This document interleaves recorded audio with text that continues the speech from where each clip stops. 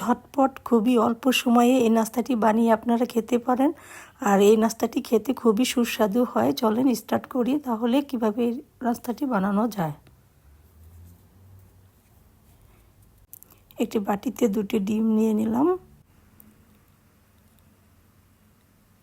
এর মধ্যে পেঁয়াজ 1 টেবিল চামচ, ক্যাপসিকাম 1 টেবিল চামচ, পেঁয়াজ পাতা 1 টেবিল চামচ, একটি কাঁচা মরিচ, সামান্য পরিমাণ গোলমরিচের গুঁড়া, লবণ স্বাদ মতো দিয়ে মিশিয়ে নেব। মিশানো হয়ে গেলে এদিকে আমি একটি প্যানে 1 টেবিল চামচ বাটার দিয়ে দিব।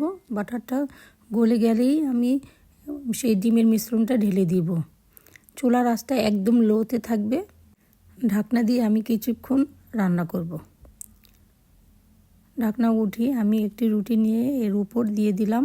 এটা রেডিমেড রুটি, দোকানে কিনতে পাওয়া যায় প্যাকেটে। আপনারা চাইলে ঘরে রুটি বানিয়ে এভাবে বানিয়ে নিতে পারেন।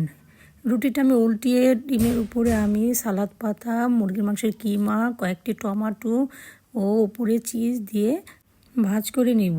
চিজের উপরে কয়েকটি পেঁয়াজ পাতাও আমি দিয়ে দিয়েছিলাম।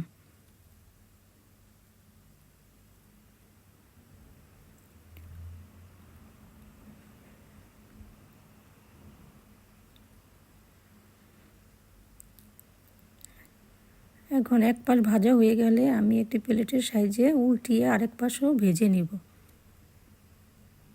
হালকা গোল্ডেন কালার হলে আমি নামিয়ে ফেলবো। বাস রেডি হয়ে গেল আমাদের মজাদার নাস্তা।